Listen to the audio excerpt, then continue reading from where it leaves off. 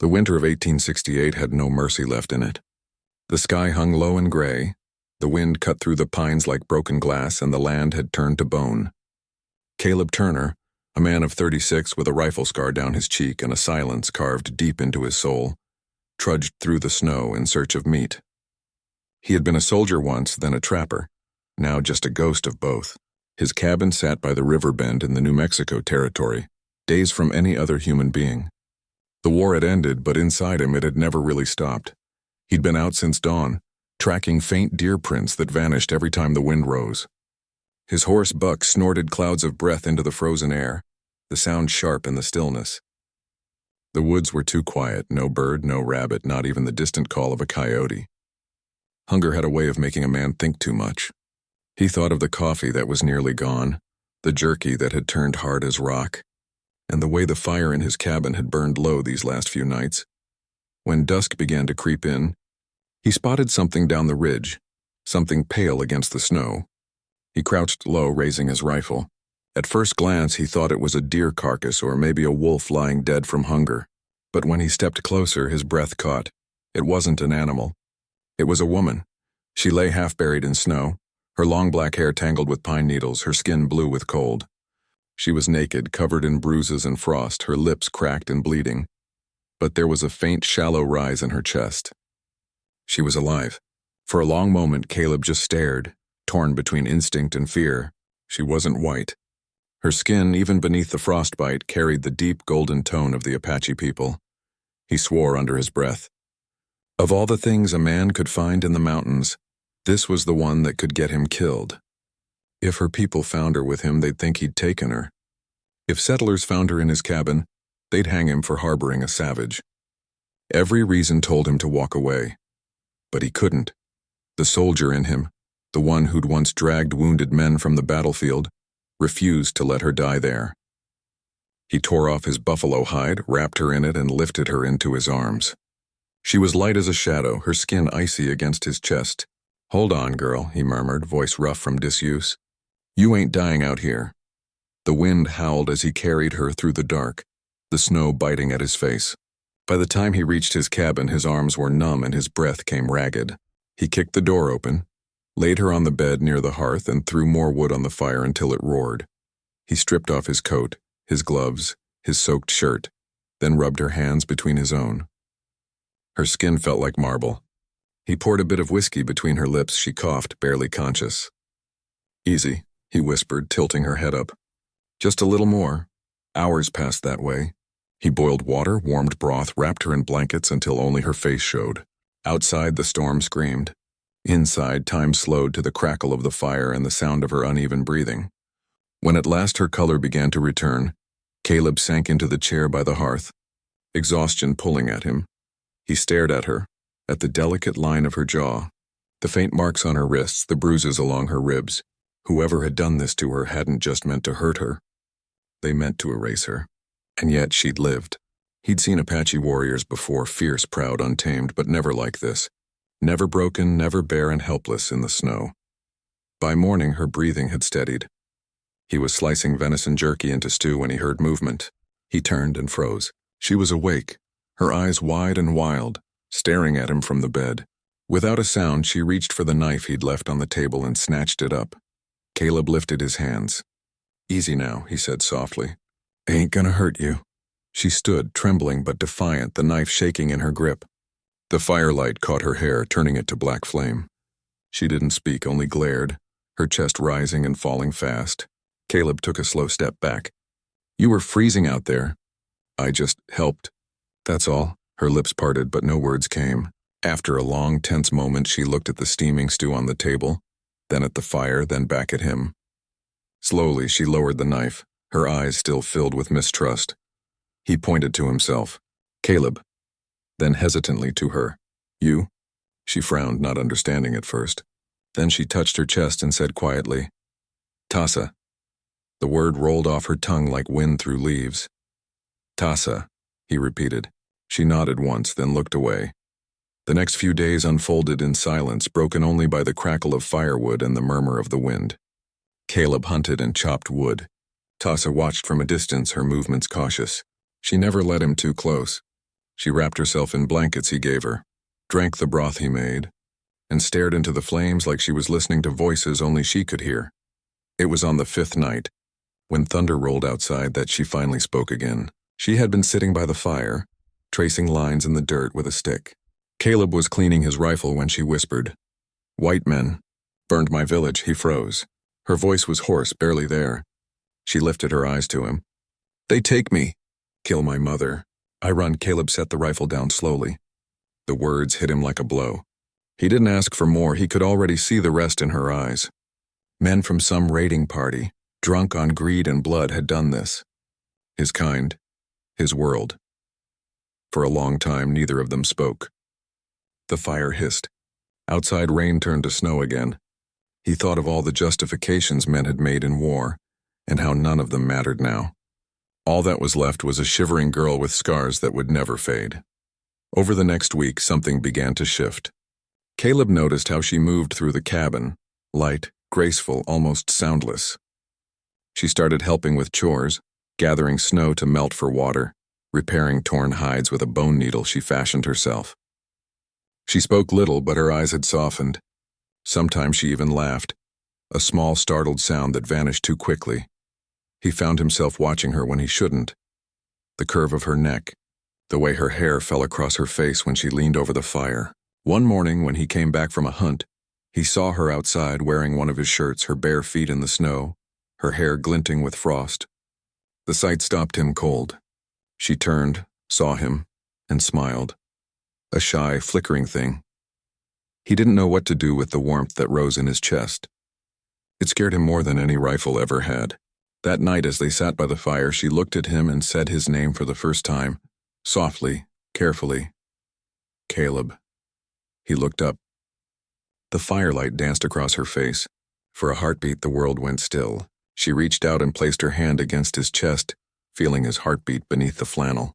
"You good man," she said slowly, the words foreign but sure. He swallowed hard. "Don't know about that," he murmured, voice low. Her fingers lingered. "I live because you." He couldn't stop himself.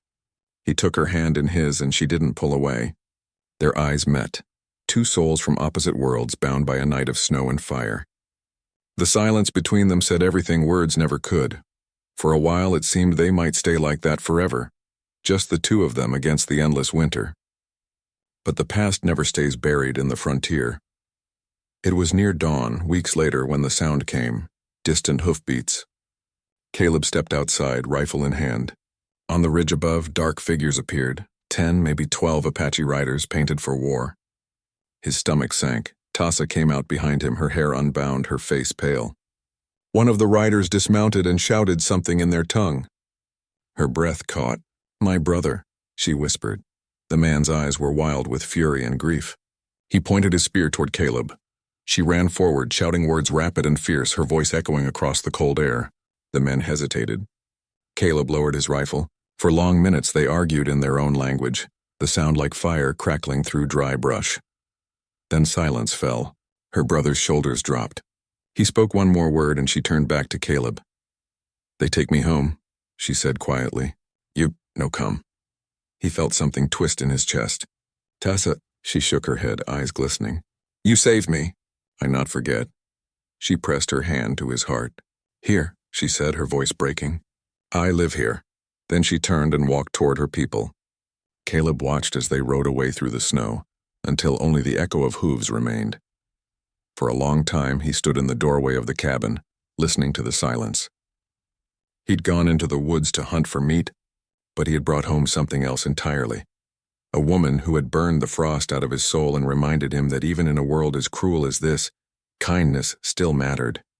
And sometimes, he thought he could still feel her presence on the wind, like the whisper of the Apache herself, soft and warm against the cold. The wind had teeth that winter. It bit at the skin, tore through wool and leather, and howled like the ghosts of the frontier. Elias McGraw was used to it.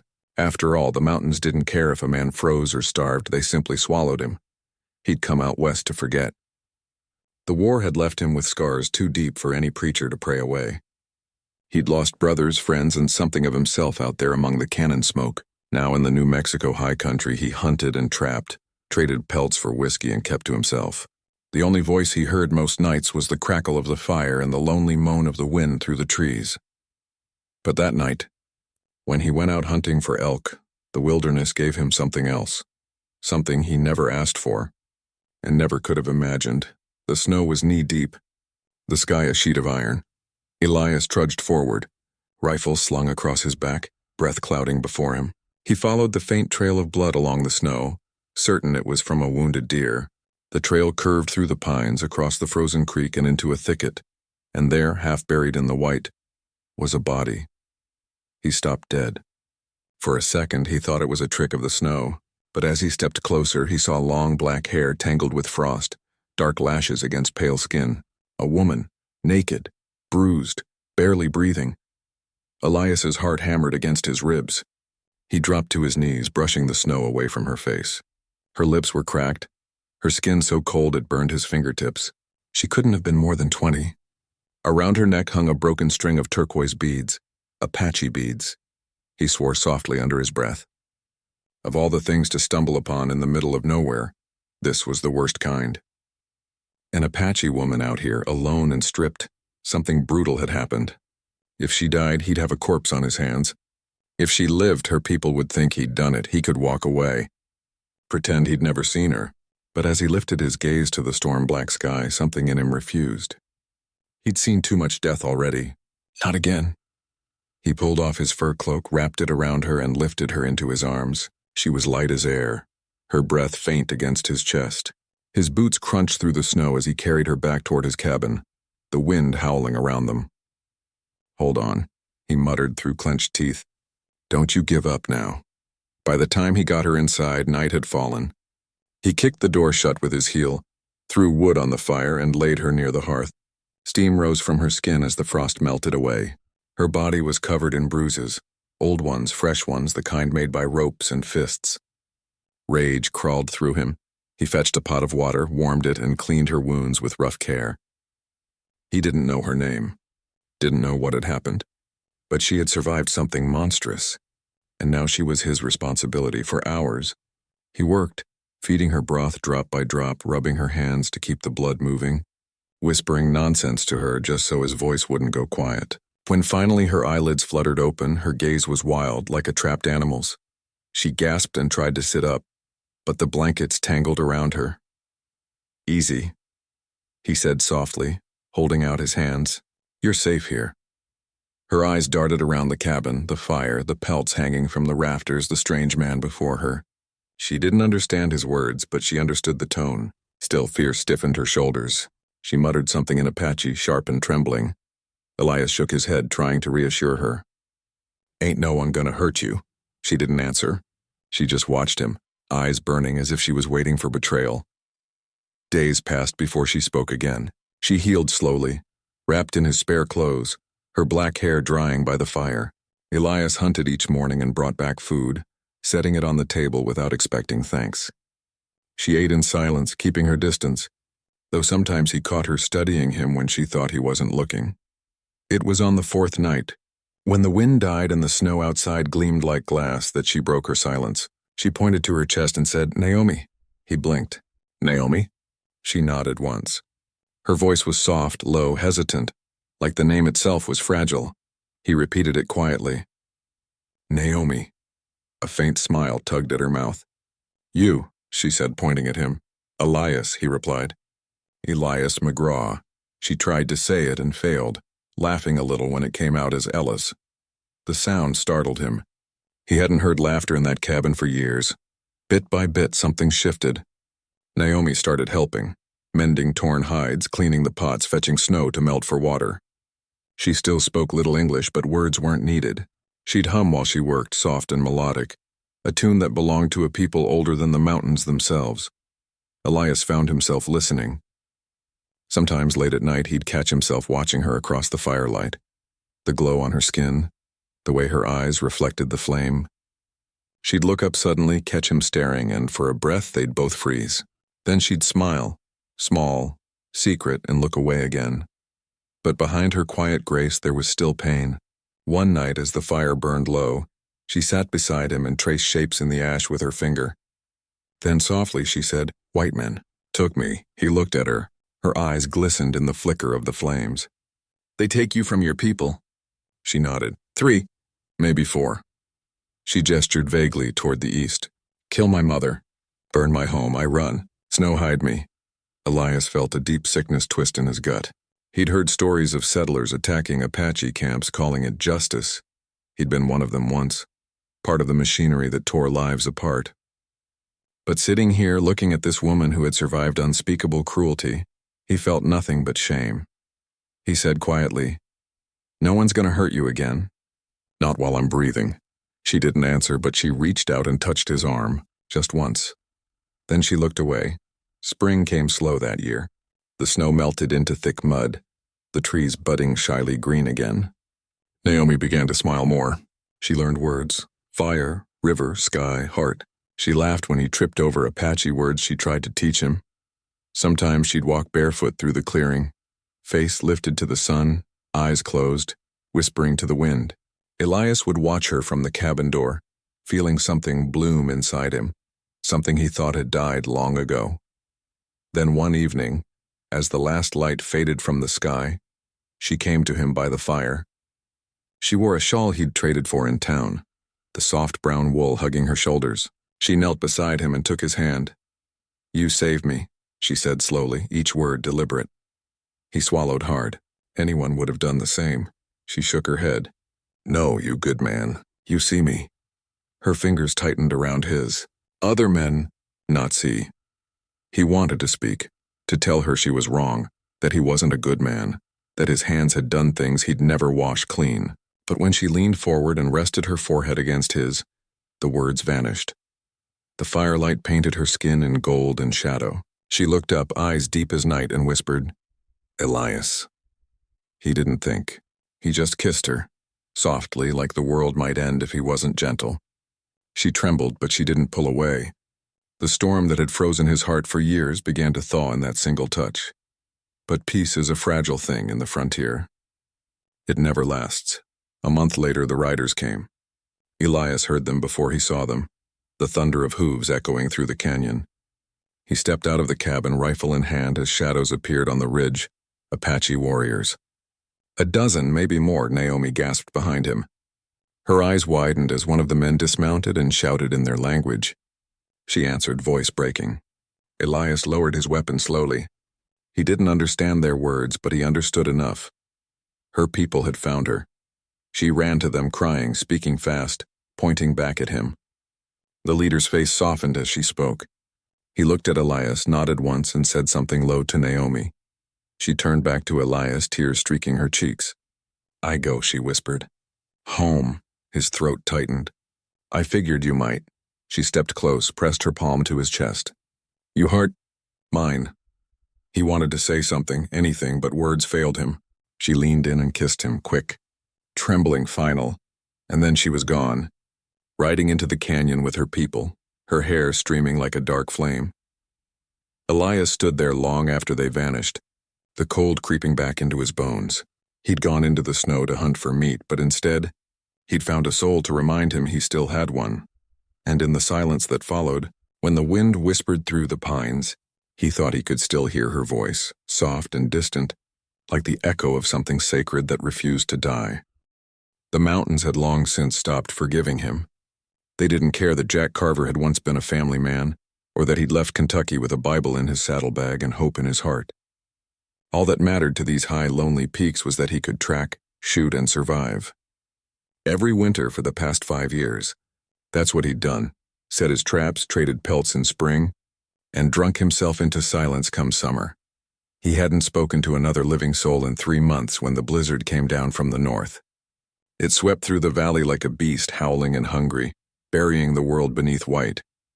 He holed up in his cabin with a dwindling pile of firewood, cursing the wind and praying his snares hadn't frozen shut. By the 3rd day, his stomach was a hollow drum. He took his rifle, pulled his coat tight, and went out hunting. The snow was knee-deep and cruel. His breath fogged the air in thick clouds as he moved down toward the creek, where deer sometimes came to drink even in the cold. All he wanted was meat, enough to keep him alive another week. But what he found that afternoon was not an animal. It was a body. At first, he thought it was a corpse, something pale and still half buried near the water's edge. He approached slowly, rifle at the ready. Then he saw the long braid of black hair, the brown skin marked by faint blue bruises.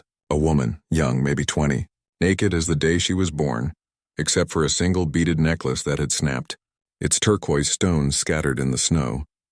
Her lips were cracked, her lashes heavy with frost. But when he knelt beside her and brushed the snow from her cheek, her chest shuddered, one shallow breath, then another. Jack's heart lurched. "Sweet Lord," he muttered. He looked around. The prints in the snow told no story. There'd been men here more than one, boots not moccasins. The trail led east toward the plains. He didn't need to guess what had happened. For a moment he froze. He could walk away. If he brought an Apache woman into his cabin, every man from Santa Fe to Silverton would say he'd lost his mind, or worse. But as he looked down at her, trembling on the edge of life, something inside him broke loose. He shrugged off his coat, wrapped her in it, and lifted her into his arms. "You're not dying out here," he whispered through the wind. Back at the cabin, he stoked the fire until the flames licked the chimney. The room smelled of pine and smoke. He laid her on the bed and rubbed her hands with whiskey to draw the cold out. Her skin was like marble, her breathing faint but steady. He fed her broth with a spoon, careful not to spill. Hours passed before color returned to her cheeks. When her eyes finally opened, they weren't soft or frightened. They blazed. Dark, sharp, alive. He'd seen that look before, on soldiers who'd survived the impossible. She spoke something quick and hard in Apache, her voice like a whip crack. Jack lifted his hands. "Easy now. You're safe." She didn't understand, but she caught his tone. Still, she tried to sit up, clutching the blanket to her chest, her gaze flicking around the cabin as if measuring escape routes. "You're hurt," he said quietly. "You need rest," she glared, defiant even in weakness. There was pride in her face, the kind that wouldn't break no matter what had been done to her. He respected that more than words could say. He pointed to himself. "Jack," then gestured toward her, eyebrows raised. For a long moment, she just stared. Then in a voice hoarse from cold, she whispered, "Ayanna." The name sounded like wind through cedar. Days turned into weeks. The storm passed, but Ayanna stayed. She healed slowly, her strength returning with the thaw. Jack kept his distance. He cooked, hunted, chopped wood. She watched him with quiet suspicion, then curiosity, then something softer. He noticed things. How she'd hum under her breath while mending her torn clothes with sinew thread. How she refused to eat until he'd eaten first. How she looked at the mountains as if speaking to them. Sometimes, when she thought he wasn't looking, she'd trace the scar on his cheek with her eyes, as though trying to read the history written there. One evening, she caught him watching her. She smiled, small, quick, unexpected, and the cabin felt warmer than the fire could explain. It wasn't until the snow began to melt that she told him what had happened. They were sitting outside watching the river break its ice when she spoke in halting English. "White men," she said softly. "They come at night. Burn our camp. Take me. Kill. Many." Her fingers clenched around the edge of her shawl. "I run. I fall in snow. Then, you." Jack looked away, shame tightening his throat. He'd fought Indians once, years ago. Believed the stories told by generals and preachers. Now those stories tasted like ash, he said quietly. "I'm sorry." She tilted her head. "You not them." "Doesn't matter," he muttered. "I was one of them once." Ayanna reached out and touched his wrist. "You save. That matter." Her touch was light, but it burned straight to his heart. As spring deepened, the cabin no longer felt like a prison. It felt like something he'd lost long ago, a home. He'd wake to find her kneeling by the fire, her hair shining in the dawn light. She'd bring him tea made from pine needles and laugh softly when he winced at the taste. She learned more English. He learned Apache words in return. Sometimes they'd sit outside at sunset, saying nothing, just watching the sky burn itself into gold and violet. And sometimes, when the night was quiet and the fire low, she'd tell stories of spirits that lived in the rivers, of women who turned into eagles to guard their children, of the wind that carried the voices of the dead. He listened like a man starved for meaning because in her stories he found something he'd forgotten existed: belief. One night she asked, "You have wife?" He hesitated. "Once." "She die?" He nodded. "Long time ago." Ayana studied him, then said softly, "You carry her still. Here." She touched his chest. He met her eyes. "You carry someone too." She looked into the fire. "All Apache carry ghosts." For a moment the world shrank to the space between them. The quiet, the heat, the faint sound of the river outside. Then she turned her head and he saw it, the flicker of something in her eyes. Not fear, not gratitude. Something wild. Something alive. He reached out slowly, giving her time to move away. She didn't. His fingers brushed her cheek, and she leaned into his touch. "Jack," she whispered. He bent his head and their lips met. Gentle at first. Then with the desperate hunger of two people who'd been frozen for too long, they spent the next days caught between joy and guilt. Ayana laughed again. Jack smiled for the first time in years.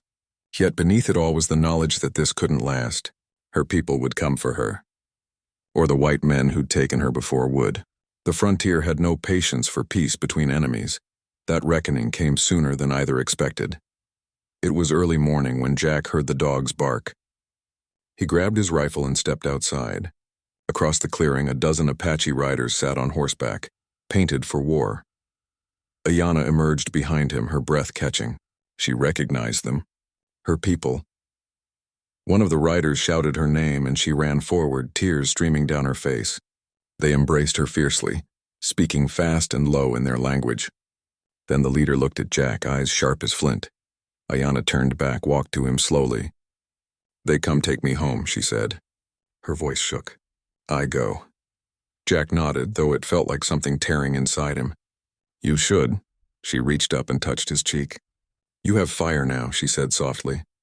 "Here." She placed her hand over his heart. "Don't let die." He caught her hand, held it tight. "You gave it back to me." Ayana smiled, a smile that hurt to look at. "Wind carry my name. You hear it?" Then she turned and mounted her horse. The Apache rode away, their silhouettes fading into the golden morning. Jack stood in the doorway of his cabin until the dust settled. The forest was silent again except for the whisper of the wind through the pines. He closed his eyes and thought he could still feel her warmth against his skin, hear her laugh in the rustle of the trees. He'd gone hunting for meat. He'd brought home a woman with fire in her eyes, and in saving her, he'd found his own soul thawing from the long winter of his life. The night sky was red when Elias Boone saw her for the first time. He'd been riding back from the foothills, a mule dragging behind him loaded with deer meat. The air smelled of smoke and rain, the kind of scent that meant trouble on the wind.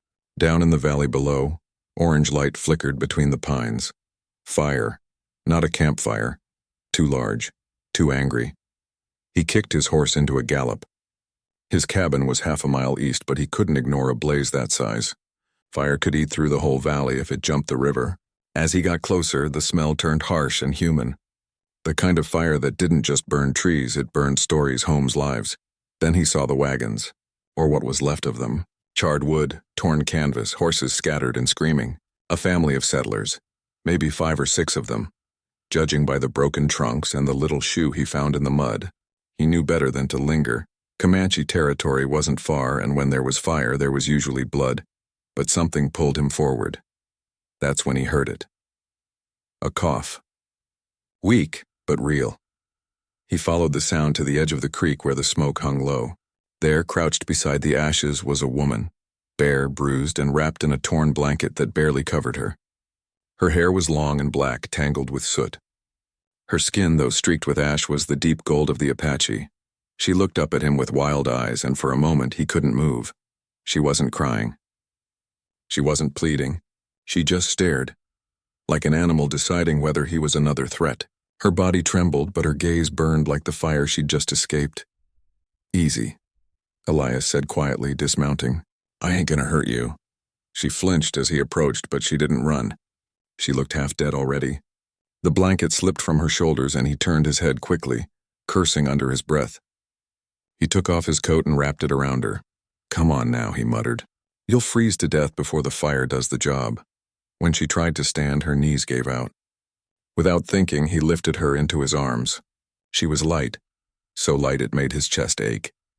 He carried her through the night, the rain washing the soot from her hair, the fire's glow fading behind them. When he finally reached his cabin, He laid her near the hearth, fed the flames until the warmth returned. She drifted in and out of consciousness, murmuring words he didn't understand. Apache, maybe prayers, maybe names of the dead. He didn't sleep that night. By dawn, the woman stirred. Her eyes fluttered open, dark, alert, alive. She sat up fast, clutching the blanket around her, breathing hard like a cornered doe. Elias raised his hands. "You're safe here. No one's gonna hurt you." She didn't understand the words, but she caught the tone. Her eyes darted around the cabin, rifle, door, window, then back to him. He pointed to himself. "Elias," then tapped his chest again. "Elias." She frowned, then whispered. "Kaya." Her voice was smoke and silk. He nodded.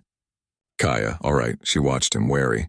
When he offered her a bowl of stew, she hesitated, sniffed it, then ate like a starving wolf, small, quick bites that made his throat tighten. He didn't ask what happened. He didn't need to. The story was written in the soot on her skin, in the blistered cuts across her feet. She'd survived hell. For days she barely spoke. She moved like a shadow through the cabin, quiet but watchful. Elias patched her wounds, made broth, and kept his distance. He'd seen what men could do to women in the frontier. He wasn't about to become another ghost in her nightmares. But every time she glanced at him, he felt something stir in his chest. Something dangerous. She wasn't just surviving. She was rebuilding. He'd catch her sitting by the fire, hands outstretched, whispering words under her breath. Once he asked what she was saying. She looked at him, eyes shining in the firelight, and said, "Fire. His spirit. It live." He nodded slowly. "Guess we both owe it one then." Her lips curved, the faintest hint of a smile. It was the first time he saw her look more human than haunted. By the third week, she started venturing outside.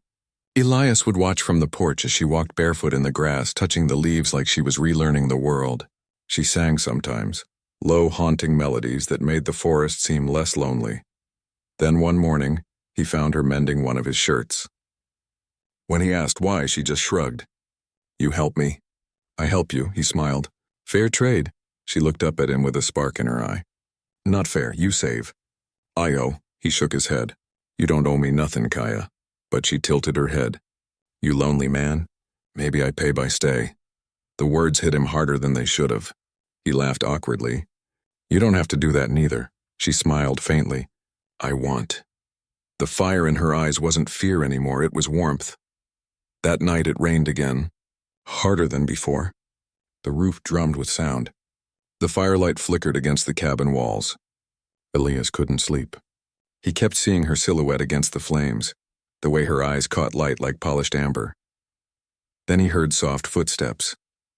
Kaya stood in the doorway of his room wearing one of his shirts that fell to her knees. "I can't sleep," she said quietly, her English broken but clear. He sat up slowly. "What's wrong?" "Thunder," she murmured, shivering. "It sounded like guns." He nodded, understanding too well. "Come here." She hesitated only a moment before crossing the room. When he pulled the blanket aside, she lay beside him, her back stiff at first, then softening as he wrapped an arm around her. They said nothing for a long time, just listened to the rain. Finally, she whispered, "Fire take everything. But maybe fire gives something too." He looked down at her, her head resting on his chest, the flicker of lightning glinting in her eyes. "Yeah," he said softly. "Maybe it does." Their lips met, gentle and unsure, like two souls testing the edge of something dangerous and holy. The days after that blurred into warmth and wonder. They worked together, hunting, tending the garden, laughing over his broken Apache and her broken English. She told him stories of her people. He told her about the family he'd lost years before to fever. She listened, eyes soft. "You like river," she said once. "Always move, never stop." "But still alone," he smiled sadly. "Not anymore, I reckon. But peace in the West was a fragile thing. It came on a quiet morning."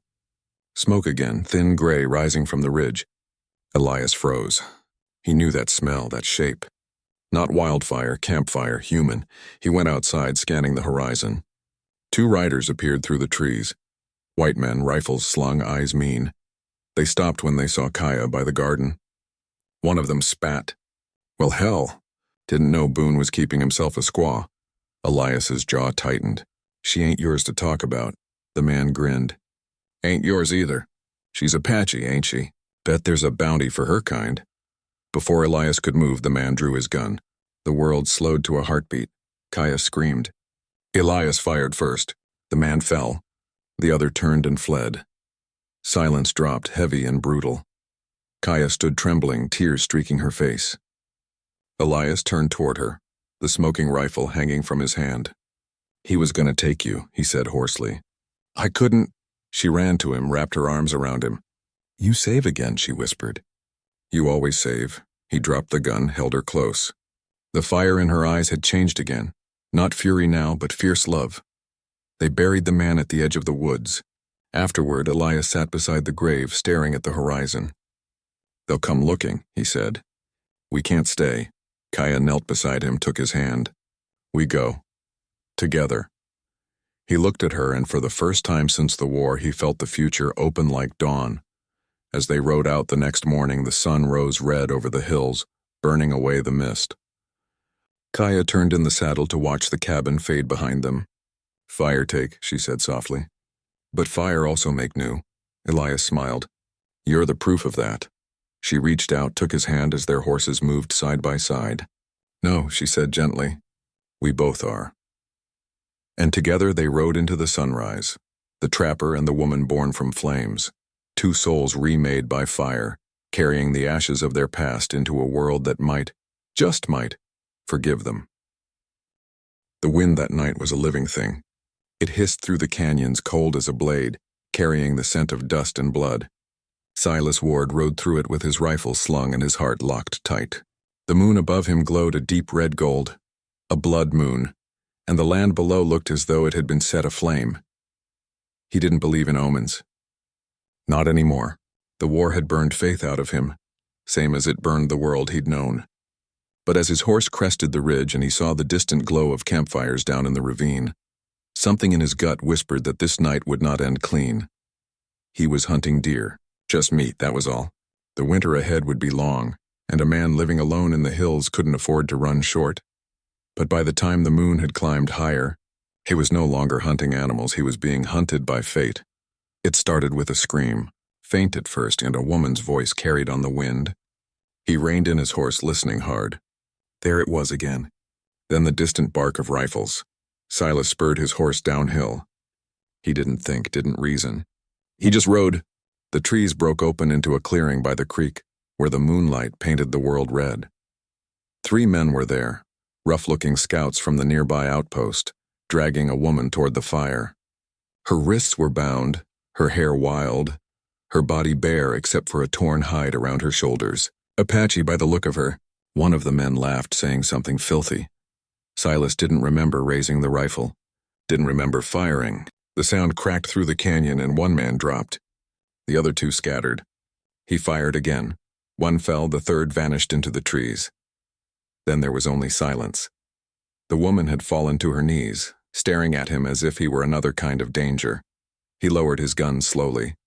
You're safe, he said, though the words felt weak in the cold air. She didn't move. Her breath came in shallow gasps, her body shaking with cold and shock.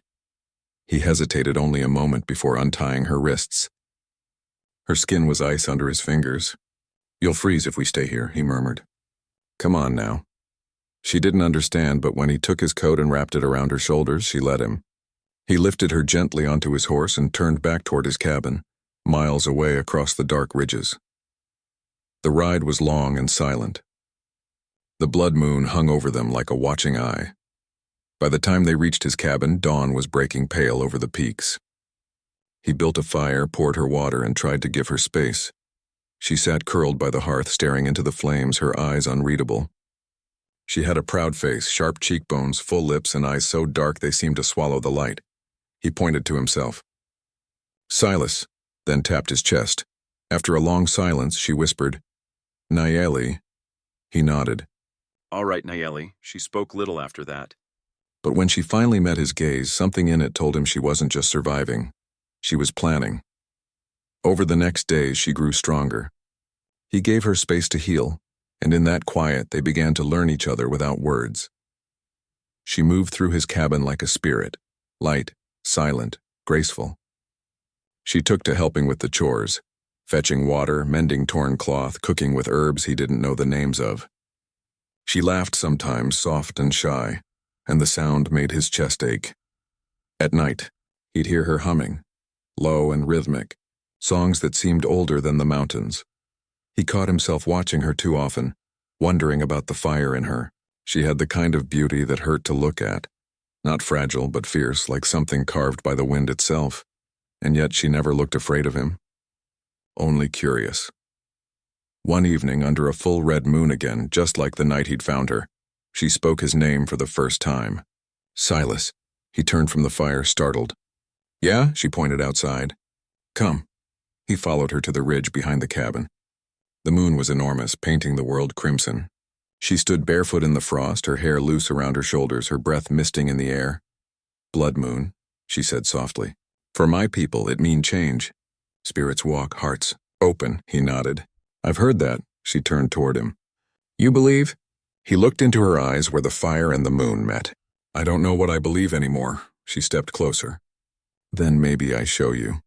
Before he could speak, she reached up and touched his face. Her fingers were warm. Her eyes searched his like she was looking past his skin, into the hollow places inside him. The kiss came slow, inevitable, like the tide rising. Her lips were soft, but there was power in the way she moved, a kind of claiming. When she pulled back, she whispered, Now you believe. He did. The days that followed felt like something out of a dream. They lived like man and wife, though neither spoke the word aloud. He taught her how to read a few English words: sky, fire, home. She taught him Apache words in return. They hunted together, bathed in the river, slept tangled in the same blanket when the nights grew cold. But every dream, he knew, carried a shadow, and the shadow came one gray morning in the form of hoofbeats. A dozen riders. Soldiers. Silas saw them from the ridge. His stomach dropped. They were from the fort, the same men who'd taken Apache prisoners last month. He knew what they wanted. He turned to Nayeli. You have to hide, she shook her head. They come for me. They find me. I won't let that happen, he said. Her eyes softened. Why you care, Silas Ward? He stared at her. Because I already lost too much. I'm not losing you too. She stepped close, pressed her forehead to his. Then fight beside me. The soldiers reached the cabin minutes later. Their leader dismounted, sneering. We heard tell you were harboring a runaway Apache woman. That true? Silas said nothing. The man smirked. Don't make me search, Ward, you know the rules. Silas lifted his rifle. You step 1 foot closer and I'll show you my rule. The man's eyes went cold. So be it. The standoff was brief and brutal. Shots cracked through the morning air. Smoke filled the clearing. Silas fought like a man possessed, for something worth bleeding for again. Nayeli moved beside him, firing the old pistol he'd given her. When the dust cleared, 3 soldiers lay dead, and the rest fled into the hills. But Silas was hit. He fell against the cabin wall, blood soaking his shirt. Nayeli was at his side in an instant, her hands trembling. No, she whispered.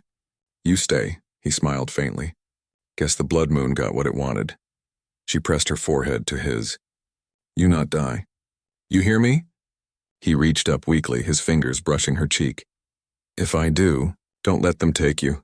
Tears spilled down her face. You saved me once, she whispered. Now I save you. He didn't remember much after that, and only the warmth of her touch, the sound of her voice singing low and steady, ancient words carrying him through the darkness. When he woke days later, weak but alive, she was sitting beside him, watching the dawn through the window. You kept me here, he rasped. She smiled faintly. Blood moon, keep us both. He reached for her hand. What happens now? She looked out at the rising sun. We go where no one find us. My people wait far south. You come? He hesitated. The West had been his prison for years, his guilt, his chains.